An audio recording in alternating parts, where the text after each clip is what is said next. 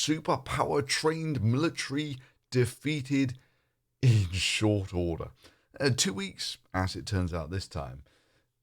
The bizarre thing is, that's, however, not the first time I've heard that headline in relation to Afghanistan. In fact, you might well call this Afghanistan 2 or Afghanistan for slow learners.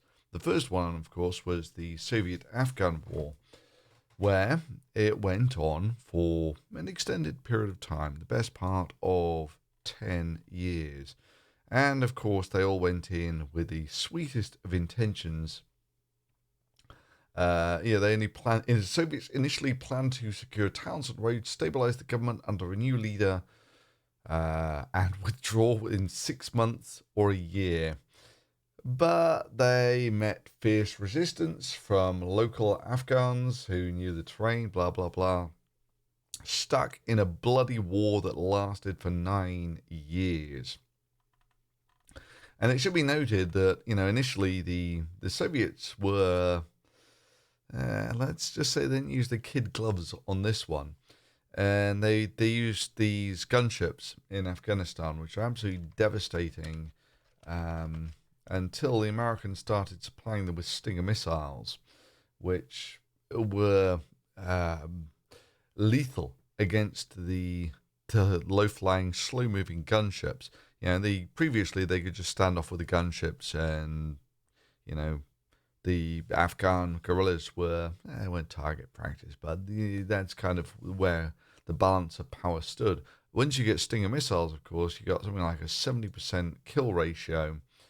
And some military analysts consider the game changer and coined the term Stinger effect to describe it. Wilson claimed that before the Stinger, the Mujahideen never won a set-piece battle with the Soviets, but after it was introduced, the Mujahideen never lost one. And of course, these are the people who seized power after the Russians left, and there was a civil war after that, but the people who emerged from that were the Taliban. And it's also interesting that this is tied up with, the American history of the time, or the American films of the time, with Rambo 3, which is a shamelessly bad movie. The first one was actually a very good movie about America sort of turning its back on its Vietnam veterans, and Stallone or whatever, Rambo, dealing with the PTSD from his inability to reintegrate into regular life afterwards. The second one was, kind of like, what was it called? Team America. Team America. America, fuck yeah, and all that sort of thing. Where he goes to Vietnam again to rescue the POWs and fight the evil communists. Because, bad guys and all that sort of thing. Anyway, in Rambo 3, Rambo goes to fight with the valiant Mujahideen, Taliban, against the evil Russians. This is where they fought with the Mujahideen, simple, religious, godly folk. It didn't quite work out that way in reality, but anyway. The end of the film is seamlessly bad, where Stallone is in a tank and the evil Russian is in a tank-busting helicopter, and for some reason he decides to play chicken with Rambo in a tank, even though he's in a tank-busting helicopter. Anyway, and I think, it was dedicated. There we go.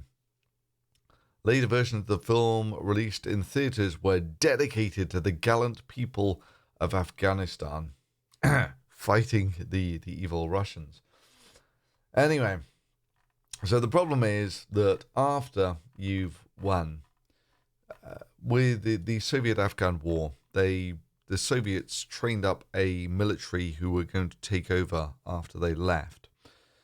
The thing was that the trained military, they were happy with this all the time. It was their day job, but weren't so happy once people started trying to kill them. And the simple reality is the Mujahideen folks, well, they saw this as their home, and people fighting for what they think of their is their home will fight longer and harder. And yeah, this is the basically the same problem that has just befallen Biden. And yeah, Biden, by the way, yeah, this is it happens on his watch, but Trump was proposing pulling out of Afghanistan long before this, and both of them actually had a point that yeah, how long are we going to stay in Afghanistan for? And the reality is, you would have to stay long enough for the culture to change. And that's not likely to happen. I hope you can't hear that too much. And the beeping, that is. So, yeah, it's unlikely that the culture is going to change anytime soon. So, that's it. Basically, the second you pull out, the Taliban will take over again, which is basically what happened. And it's true, yeah, that happened on Biden's watch.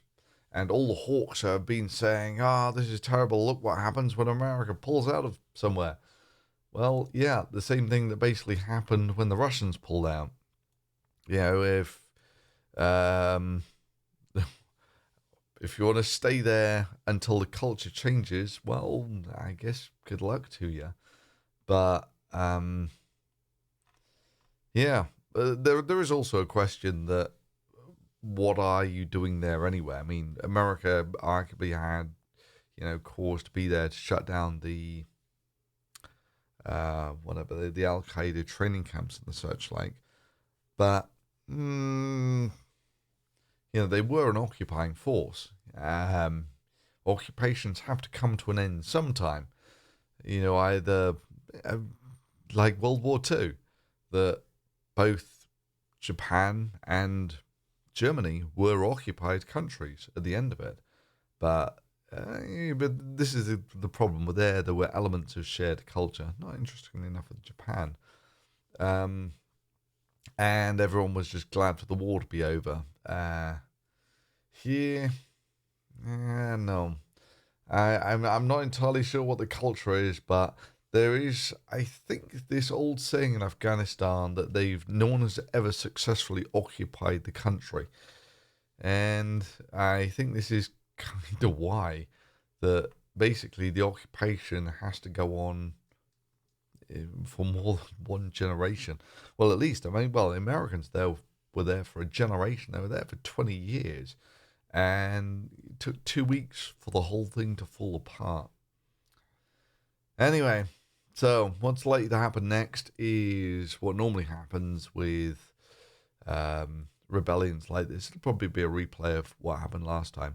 Is the Taliban have already won, then, or the Mujahideen, there'll be a second. Previously, there was a civil war that followed this to basically decide who runs the country, and that's where the Taliban emerged from. Because the way it normally goes for these things is the people who want it the most, the people who are willing to fight for it the most, tend to be the ones who win out in these sorts of things. And those tend not to be the moderates. So there aren't high hopes for what happens next in Afghanistan. Anyway, if you found that useful, drop a thumbs up on it, and I will see you next time. Ciao.